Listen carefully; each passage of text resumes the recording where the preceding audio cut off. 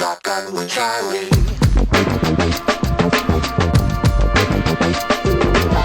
Riding shotgun refers to the practice of sitting next to the driver in a moving vehicle.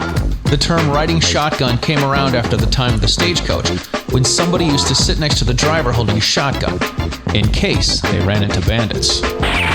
My name is Charlie Cook, and I drive a lot. I like to talk to people while I'm driving, so I interview people in my car while I'm driving.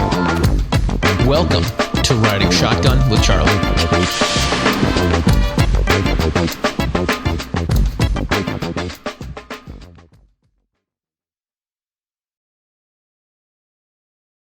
Hey, this is Charlie from Riding Shotgun with Charlie.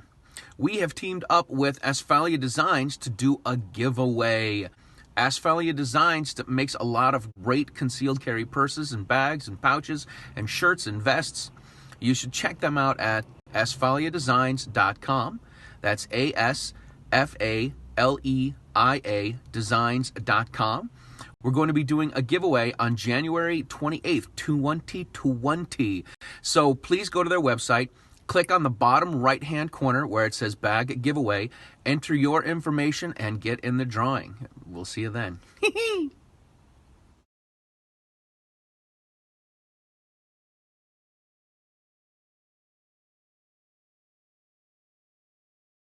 Let's go. All right, ladies and gentlemen, welcome to this episode of Riding Shotgun with Charlie. This is one of the episodes that we are doing from the Gun Rights Policy Conference in Phoenix, Arizona. Today I have with me none other than Rob Pincus. Dude, thank you so much for being on the show. Maybe for a year. People are waiting. Yes. Everybody's breaking up. Gun Rights Policy Conference. What a perfect opportunity to do this, man. I'm completely honored that to have you in the car. When I actually had this idea, I had no idea how cool I could make it or how big it would go. Right. And I had a small list of people, and I'm like, okay, somehow I got to be able to get Rob Pincus in the car. And in the passenger seat, which is kind of a big thing. There's gonna be people right now that are like, no, this has to be like video shop. There's no way. It's supposed to be a set. It's a sound stage, right? There's no sound stage. There might be a little bag over there for a motion discomfort receptacle. Oh, I bet you're pretty good at this. I've watched some of these episodes. I know you're a savvy driver interviewer. I know, right? I'm a multitasker. Yep. Nothing wrong with that. All right, cool. And now Blogger of the Year, Gun Rights Policy Conference 2019. This is true. You don't even blog. That's the best part. I've been telling everybody. Congratulations, sir. Oh, thank you. Well, Blogger of the Year, didn't write a word. I won Range of the Year in 2007 from the National Shooting Sports Foundation. I didn't have a range. No, it was 2008. So it was for 2007 when I was awarded the plaque. I no longer had a range because the family that owned the Valhalla Training Center, elected to shut it down for internal business reasons. So I won it for the work that was done in 2007, but by SHOT Show 2008, I did not have a range anymore. So if I could win Range of the Year without a range, you can become Blogger of the Year without a blog. Without writing a word. There you go. I love it. I hate to say this, but when Alan Gottlieb was reading off, before the award, I was half tuned out, and then I hear him say Charlie Cook. I'm like, oh my God, what did they just? Is my car double parked? Right. That's the marathon. Exactly. That's awesome. All right, listen. I like to talk about how people got started into gun stuff, and then go from there and talk about all the stuff that they've done and what they do. So cool. How did you get started? You spent some time at a military school in Vermont, right? Yeah, but I grew up shooting, right? I grew up with guns as a hobby and an area of interest. And really, no one in my family, no one in my immediate circle was big in guns, really. They weren't shooters, they weren't really hunters. I had some extended family, eventually my stepfather, when my mom got remarried, he's a big hunter, comes from a big hunting family. But growing up, my dad was a cop, but he was one of those cops that the gun was just part of the toolbox, right? Like it wasn't a shooter guy, wasn't all that. Didn't have a big collection of guns, and it was just something that somehow I got interested in at a very young age, and I had my own guns by the time I was 10, and bought some guns, with my own money in high school, and just really got into shooting and training even, really. I talked to my friends that knew me growing up, and some of the neighbors, people that like building target stands, right? And the time, like we did a thing, I don't know, maybe 20 years ago now, but at one point I was sitting there with one of the neighbors, and he was talking about that time he was doing some remodeling in his house, and I came over and got some of that solid foam core insulation and was cutting it into silhouette shapes or whatever for targets and stuff. Yeah. And I was like 13 when we did the timeline. So when when he remodeled the house. So this has been going on for a long time. Well, that's cool. That is cool. So you've been shooting since you were young, and you went to some military school, I think? Yeah, so I went to a military college in Vermont, the oldest private military college in the country. In fact, today is the last day of the weekend of the 200th anniversary celebration of the Military College of Vermont at Norwich University. It's the birthplace of ROTC. Really cool story. If we got like a minute, this is kind of cool, right? The second commandant of the West Point, United States Military Academy at West Point, basically got into a squabble with Congress about mandatory military service. Wow. You know, the whole idea of the militia and the citizen soldier went against the very nature of the idea to say that we're requiring military service from everybody that graduates from the nation's military college. So he got into a fight with them. They said, no, we're going to mandatory, it's a free education, it's a military education, it's engineering, it's all the things that are important to the defense of the country, and we're going to make these people serve the country for at least for some period of time. Right. So we said, okay, I'm out. And Captain Alden Partridge, he left the service at West Point, and he got some funders together, got some funding, got some benefactors, and started the school. And he started what now is known as Norwich University, but the Military College of Vermont was founded in 1819. Right. So, and of course, it wasn't originally at the site in Vermont. Right. But it is now in Montpelier, Vermont. It has been since the, I should know this, maybe the 1840s or 50s. Sure. But the school has existed 20 years longer than the next closest private military school, which is VMI. Wow. So it's existed forever. It was officially recognized maybe 8 or 10 years ago as the birthplace of ROTC. And to this day, we graduate 50 to 100 military officers that serve in all 4 branches of the military. We also have coasties that go through there. It was actually the birthplace of the ROTC for the, what do you call it? Who are the friendly people that go around and like dig wells in Africa? Preparatory program for the... Oh my gosh. Why am I'm blanking It's not on the Red Cross. Not the Red Cross. You know who I'm talking about anyway. Right. Kind of like hippie people, but they tried to do a preparatory program for ROTC for that organization of volunteers that go and help other people in other countries on behalf of America and be awesome. And I don't know why I can't think of the thing. It'll come to me. Cool. It's been a long weekend of talking GRPC. Yeah, the whole thing. I never realized this. Peace Corps preparatory program. I'm glad you don't edit this because usually that proves that none of this is scripted. You had no idea I was going to talk about it that much. But I did take a commission in the U.S. Army Reserve and basically went into the IRR almost immediately. Mm-hmm. So I'm one of the very few honorably discharged second lieutenants that you'll ever meet. Wow. Usually either stay in long enough to at least make first lieutenant or they kick you out. But I am an honorably discharged second lieutenant in the United States, from the United States Army Reserve. That's cool. What did you do after that? Got into executive protections, got into a lot of private security, did marketing work, did a bunch of things to pay the bills because security didn't pay a lot at the level I was doing it, and it wasn't always a full-time thing.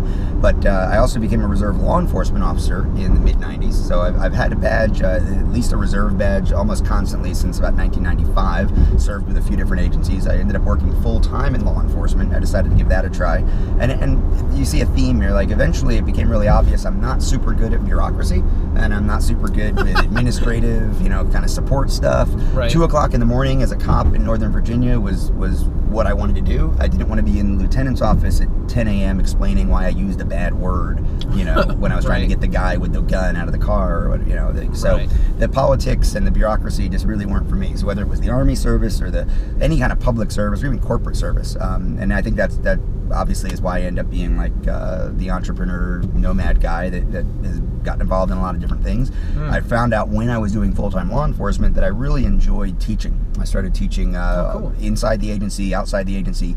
Late 90s, my first SHOT Show was 1997. So I use that as kind of the marker of, when did you get into the industry? When did you start in the industry? And I started writing for some magazines, started doing things. I was writing for SWAT magazine by 2000, 2001. That was my first full-time gig writing. With that was the first time you were a cover model too, right? I was the first time. No, that's not true, actually. No? I was on the cover of a few things. There is a cover of the National Enquirer out there, I think, that I was on. People threaten to bring it up. all the time. And it's kind of amazing. It never gets shown. But this was our 25th reunion, along with the 200th reunion, and one of the guys posted it to the group page for the Norwich University class of '94. He posted it recently.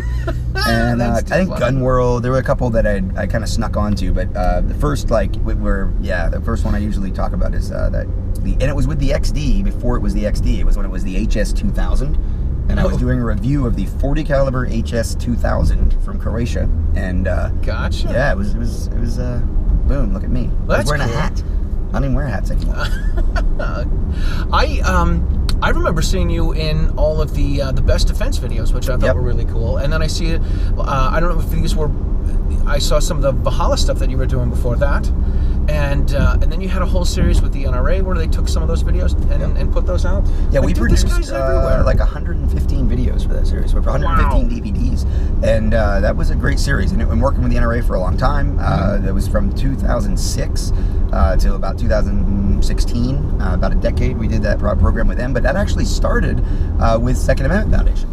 Guns and Ammo Magazine and Second Amendment Foundation were the first branding partners we had on that training DVD series, all the way back to 2005. Wow. And it wasn't just me, right? I always said, the original plan was 60 DVDs over 6 years, and they said, the way they recruited me for it, they said, we'll get one of your DVDs in the hands of every NRA member if this project goes the way we want. And I said, sounds like a good plan. Yeah, right, sure, but let's do it. I had just done a TV show with Tom Gresham. The very first personal defense TV show was started by Tom Gresham. It was called Personal Defense TV, or PD TV. Yeah. And that was great. So I was the gun guy from Valhalla. We did that TV show, and that's how I kind of made my video, presence debut, I guess, as far as a regular, and that led to the DVD series. The DVD series did end up basically getting, one of those preview DVDs from Valhalla with the combat focused shooting program. Basically did get sent out to just about every NRA member over a period of 5 or 6 years. Yep, I remember buying a few of those. Yeah, and a lot of people, if you bought the first one at a discount, it was kind of like that Columbia cassette deal, the records, the cassettes, depending, right? Where you would get then eventually DVDs, where you would get a new one every month or so. And at one point, if you had signed up enough, you were getting one every 22 days, and like I said, there were 115 of them. So there's a few people out there with a whole collection, I'm sure. Well, that's cool, man. That's cool. So how did that change into all of the other stuff? Like I kind of dig that you're quite the entrepreneur, and that you, like you said, you're like unemployable. Because you're like, I don't want to work for these guys. I don't want to do that. I'm not going to kowtow. I'm not going to do all your own stuff. It's I've definitely burned a couple bridges. I get that, but at the same time, I've been able to work these great collaborations with some companies over extended periods of time. And for example, the company that I started the DVD project with in 2005, and here we are 15 years later, and that grew into Personal Defense Network. So in 2010, we realized DVDs weren't going to be around forever. The relationship with the NRA probably wasn't going to be around forever, and that was a big driver of those DVD sales. That justified the investment in the process. But as mail got more expensive, as direct mail became less successful as far as a way to share information in a way that people were digesting information, we turned to streaming. So in 2010, we actually started the brand Personal Defense Network, and we started putting clips online, and a lot of it at first was segments from the DVD collection, and we started producing original content. By 2012, we put up a paywall for premium members, and last time I looked, we had like 1,800 pieces of content, and about 50% of them are in front of the paywall, 50% of them are behind the paywall. We now have gold level membership, which gets you some other activities and access to some live events and some download classes, streaming distance education. And we now have a platinum level, which actually offers interactive distance education. So I put out a lesson plan, I put out videos, we bring the cameras into an actual class with real students. Yeah. People get to see what the students are doing and the questions they're asking and the problems they're getting and the coaching. And the idea is if I get 5 or 6 people in that class, maybe one of those people is more like you, right? And the other person's more like your wife, or the other person's more like, it's your buddy that goes to the range. Right. And you're getting a lot of different perspectives. Because one of the best things about training and teaching is watching your classmates, or getting the guy that asked the question that you didn't think of, or the person who says, well, what about this? He brings up something that I wouldn't even have brought up if that student hadn't brought it up. So a lot of people, sometimes we're like, I'd love to do one-on-one training with you. And I'm like, you're going to get so much more out of being in a class. So what the platinum level of membership with PDN does is let people have more of that experience. And then we give them a homework assignment. I'll say, go to the range, take some pictures of yourself, or take a little video clip, send it to me. Yeah. And then we do an interactive live broadcast with a smart screen, and I zoom in. Here's this, highlight this. Here's some little extra in this area for the platinum members. So we've really grown this thing from the idea that we were going to do this DVD project that was going to theoretically, millions were going to be sent out. Yeah. That I honestly, I always say, looking back, I looked at it like, wow, that's what a huge marketing opportunity, right? I was at Valhalla Training Center. We were doing a lot of stuff for the government, but we were building our reputation in the private sector, which means I was building my reputation in the private sector as an instructor. Yeah. What a huge opportunity to be able to get the NRA basically to do the marketing for me. And it was really about the information, right? Put the DVD out there. If people liked what they saw, that would lead to business. The business of selling DVDs for sure, but also the business of people showing up for classes.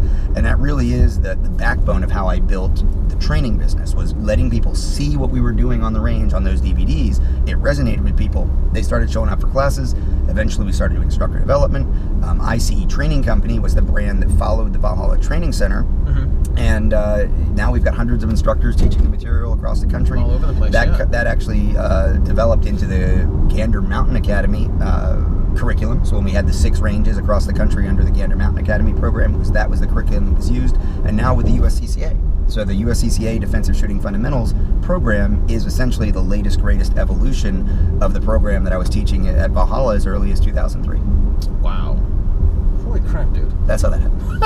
Ta-da. This, I took a class with you at the Worcester Pistol and Rifle Club with John Green at the Gun Owners Action League, Dr. Green, and I did the advanced pistol handling class and the combat focus shooting, and then advanced pistol handling class. We actually hung out at John's house, drinking a couple of beers with Matt DeVito. And having a fire pit. And I was just out at John's house 3 days ago. I know. Sitting out there, we ate some steaks, and we actually did. Whose show was I on? I think it was on with Clover. I was on Clover Tactical Show, and John was there too, because we were talking about I don't know what we were talking about. The NRA board meeting, because that was just a couple weeks ago. So we were just giving the update on that, and that's cool. But John is such a great guy. John's awesome. It's the 10th. I don't know what year you were there, but this is the 10th anniversary of that fundraiser week I do for Goal. Doing the classes, you know how I push all the state organizations, and Goal is one of the busiest, and I think one of the best. And they we're gonna do a U-turn here. Yeah, I would do it. This is how we do it in Massachusetts. Oh shit! There's a truck. Shoot, what's gonna happen? Don't hit the truck. So what happens there is as you know, to support Goal, and I do this with a few different organizations, but Goal is probably the one I've done it with the longest. It was kind of the template for how we do it. We discount the price of the course for members of the organization, to the point where you'd be an idiot not to be a member of the organization. So the discount is like 40% off retail prices for the classes, and you pay your $50 or whatever to be a member, and you save another $100 on top of it. And you get the class. So it builds membership, it builds awareness, and then about half the money goes directly to Goal. So it's for me, it's become like an alumni reunion weekend. It's always guys. There's always people who've taken the courses before there. The Worcester Pistol and Rifle Club out in Boylston. We've been doing it there, and now I have instructors. Matt DeVito taught for us for a long time. Toby Leary. I'm good buddies with Toby and Brendan. Toby, he teaches. Brendan was in that first class. We saw him in the photo, in fact. He just didn't he cover for a class for you up in New Hampshire? Yeah, Toby did Live Free or Die, because I had to go to, because the NRA board meeting switched from Alaska to Virginia. I was there in Virginia, which meant I had to miss out on Live Free or Die, which is another great New England event. Rob and Oak and his team do a great job with that Freedom Hill gear. And unfortunately, I couldn't be there. I made it for the after party. I did fly in from Virginia. I find that easy to believe. I made it to the after party, but Toby covered the classes, and he did a great job. And part of what I've tried to do in terms of mentoring and in terms of instructor development is really build the nature of the team and build the reputation of the team. Kind of like when we had the DVDs were out there as a sample of what the people were going to get if they came to a class. Well, now those 1,800 pieces of content, all the TV shows, all the DVDs, all the articles, all the YouTubes, all the conversations like this, if when they resonate with people, I remind people, like, look, I do 50 or 60 classes a year. I'm still really busy training, but there's only so many days, and there's only so many ranges, and there's only so many times I'm going to be near you. But the instructor team that we've been able to develop over the years, it's pretty rigorous. It's not easy to get certified. I don't run that many instructor development courses. There was a period of time, like let's say 2010 to 12, when I was doing 3 or 4 a year. I felt like we were building too fast to keep the quality. We reined it back in, and especially things like spinning up the program with USCCA. We've now had a few hundred people go through that program over the last couple of years. Cool. And they want to have 10,000 instructors across the country. I get it, but we can't build 10,000 quality instructors in a program that is as experiential and as intuitive as the DSF program in a couple of years. That's going to take a decade to get 10,000, and because they're going to be a really good, solid 10,000 person crew. Right now, we've got a few hundred people who are teaching the program at ranges all over the country, and over in Europe with law enforcement agencies, military units. We've got the first group I did instructor development for was the Naval Special Warfare guys. The SQT instructors, SEAL Qualification Training instructors, requested instructor development because they had been through the end user courses, and that was 2005. And that's actually how I got started. That's my first book, was really because I had to write the curriculum down for the Navy, because if you're going to do instructor development, you kind of have to do more than just wing it, so which is what we did. The staff at Valhalla, we weren't making things up in a nefarious bad way. It was just you run with the students. To this day, when you go through our 5-day instructor course, I tell guys, you're never going to use more than half this material in any given course. You'll use 30% of it in every course. The other 20% is who are your students, what questions are they asking, what kind of gear do they have, what problems. See where it goes. Yeah, but you finally have to write it all down, and then I was like, well, if I'm writing it all down for these guys, I think I could flesh this out and publish a book. Make a book out of it. That was my first book. It was published in 2006. Oh, which one was that? Combat Focused Shooting. Yes, that was the and red. That was the small one. I have one of those. Yeah, so it was a small one, and it was like 175 pages. And then in 2000, there was a few printings of that and a couple different format changes or whatever. That was the red letter cover. Then we did yellow and black in 2010 for the update, and it was Combat Focused Shooting, Evolution 2010, I think was the name. Yeah. That was 250 pages, and I always told people, like, the first book was, maybe 30% filler, right? Like, here's the acknowledgments and the introduction and the background and all that, and then there was the core. And then the extra 100 and some odd pages for the 2010 version there was no filler. And you learn a lot. Teaching as many courses as I did, doing as many instructor development programs as I did at the time, and really making the shift from the military training to much more oriented towards the civilian, the average concealed carry home defense person. Really learned a lot about what was missing from the first book, and so the gaps that were missing, as we would find out, that I took certain things for granted. Most of the stuff that was missing wasn't advanced stuff. It was the fundamental background stuff that explained why we were doing things the way we were doing it. Gotcha. So when you get the same questions over and over again, people reading the book or people watching the DVDs or people attending the classes, I think I better put those in the book. I mean, what the answers, if everybody's asking that question, probably belongs in the book. Ding, ding, ding. This might be something to write down. This is pretty cool. The first time I was at GRPC was in Tampa in 2016. I was wrapping up that weekend. First time, I only knew Mark Walters and this gentleman, Brent Amston from Minneapolis. So it's the only two guys that I knew. And then I got to meet everybody from there, which is cool. But I got a text message from John Green, and Armed Defense was out, and there's actually, this is pretty cool, there's a picture of me at the Worcester class in the Armed Defense book, which I'm like, well, this is really cool. It's got the blue cover? Lessons from Unarmed America. No. This was Lessons from Unarmed America. Defend Yourself. Yes, the home defense yourself. book. That's what. Yes. Okay. Yeah. Okay. I was like, bluish colored. Yeah, bluish color. Yeah, the blue book. That I think that's my best book. Yeah. Let me tell myself and tell you, if there's one book you're gonna get, and in the sense of it really being a standalone, comprehensive, like A to W anyway, right, of home defense. It's like the Prego, like it's in there. What about using this gun? What about this? What if you're here? What if you do this? What if you have that? Yeah, I really was proud of that book. And just did an audio book with Clint Macro. You know Clint, Trigger Pressers Union out of Pennsylvania? I do not. His career before he became like the world's busiest instructor after me, maybe, he was an audio guy. So he did. Yeah. He's done, I don't know how many, like thousands of movies and audiobooks, records he's produced. He was out in LA.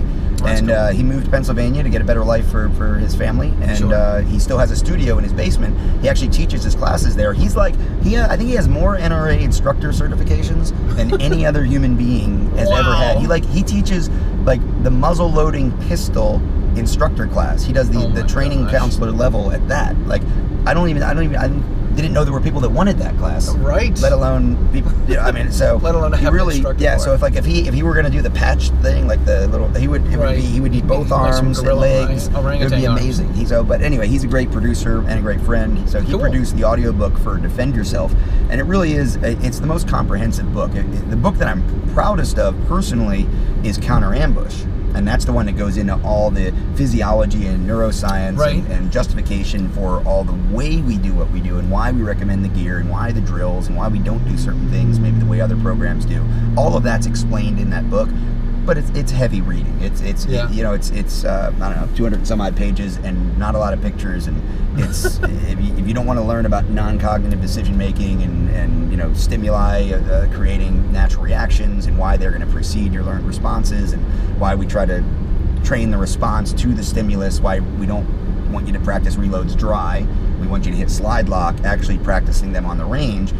If you really want to lay in how to do it, you got to tie it to the stimulus. All that's explained after years of autodidactic study and attending conferences at Salk Institute and things like that to learn more about the neuroscience and how the body works, the physiology, the anatomy, the neuroscience, and neurophysiology, put all that into what I think is a digestible format for the gun guy that really wants to understand why is this program different. That's all in Counter Ambush. Gotcha. That's pretty cool, man. I've always wondered this about you. When I first did that class, I'm like, this dude's like. You actually said you're like, yeah, I don't have a house. Yeah. You're like, I don't have a house. There have been years where I was literally. I actually had a blog for a homeless by choice. Homeless by choice. Yeah, I had a blog I was ready, so I got a travel blog, and then I just has enough time. I enjoy travel, I enjoy restaurants, I enjoy, I was gonna write a dive bar book. There's some great dive bars out there I can tell you about. There's a good one in Phoenix, but so I have been. If it weren't for 4473s, I really would probably be essentially homeless. At the end of the day, I don't mind registering a car to a business address. I got businesses all over the place too, right? So I can register the car to the gym in Ohio or whatever. Fine, but I'm not gonna, 4473. I can't say I live at the gym when I don't live at the gym. So I actually have to have a house in order to transfer guns and all that kind of stuff. And just out of necessity. I mean, the way the government sets it up, it's hard to be homeless, right? You have file taxes, and you got to, then you got to pay state taxes and all that. So when I'm married, which I do quite often, I get married and then I get divorced later, and then but in the in between times, I'll often basically be homeless for all practical purposes. I used to say, I'm like, this guy Rob Pincus, he's like the rock and roll gun instructor. He's always on the road, doesn't have a place to live, and he never slows down, never stops anywhere long enough to grow any roots. Yeah, it's what actually I look at it this way. I'm an aspen grove, right, is all interconnected. Like there are people who will tell you in Colorado, you go up in the mountains, people will say, oh yeah, that aspen grove is one of the largest living organisms on the planet because of the roots all tie together, right? So the tree pops up here, tree pops up here, tree pops here, but that grove is all one thing, right? Yeah. And the way I look at it, like, all right, so I'll give you an example, right? So if I'm doing online dating, right, during one of these in-between marriage periods, right? And, I'm here for 3 days in Phoenix, 3 or 4 days. So I'm on, whatever, the Tinder, the Bumble, whatever it is. And do you live here? That's the question I get. We're getting dating advice from Rob Pincus. Yeah, well, do you live here? Right. Yes. Yes, I do. I'm technically not lying. I'm not. I live on Earth. I live here, and so it's just, what are we doing? If you're gonna Hubble telescope this, we're really close together. In the grand scheme of the universe, Bonnie, absolutely. I'm a humanist, together. Right? So I'm an Earthling. I'm a humanist. I live here. Yes, I do. When I'm in Prague, live here. I live here. Of course I live. I got a business project. I'm living here. So I'm here for 3 days, but I'll be back in a few months. So it's it really it is the way I look at it. I have friends all over the place. I have my brother, my half brother, lives here in Phoenix. He just came by GRPC to say hi. I met his wife last year. We had met. This is probably the second time I've got to hang out with her. Yeah. So and I travel around. Like I was telling you, I was at John Green's house. I mean, there are places that annually. It's like, reunion time, so I travel around on my tour and I get to see my family, I get to see my friends, I get to make new friends, I get to go to new restaurants, new experiences. I've traveled all over Europe, teaching all over Europe. I got to learn Europe. I don't think I brought any money, back from Europe for the first 5-8 years I taught over there, because I would go over, I'd teach for 4 or 5 days, and then I'd stay for another 5 or 6, 10 days just exploring and going to the museums and going to the cities and just learning the countries. And it's been awesome, you know. So I have that nomadic, again, you know, I'm not going to do the 9 to 5 in an office. I just don't even know how. Right. That's cool, man. That's cool.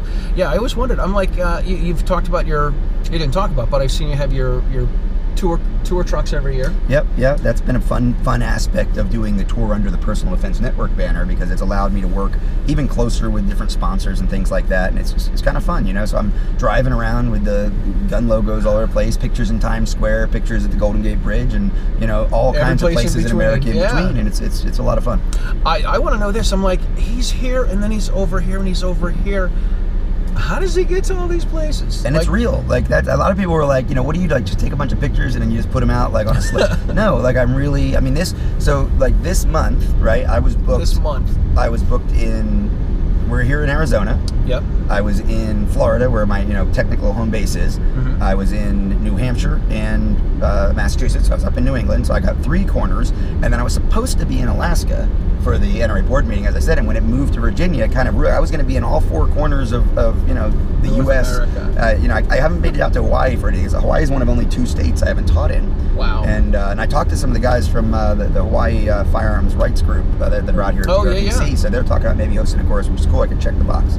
That's kick ass. I wanted to do interviews in every state, and actually one of the ladies from the Hawaii Association commented on something, and she's like, "Oh my gosh, come to Hawaii." I'm like, "If you can get me there, I'll do it." Absolutely. I mean, that's the thing. And so for me, the driving part of the tour is something that started after Valhalla shut down in 2008. Mm-hmm. I ended up moving. I took a contract with a Navy group, and I ended up in Virginia Beach teaching them working. I was renting at U.S. Training Center, which was what Blackwater was called that week, when it was changing names every other week, it seemed like.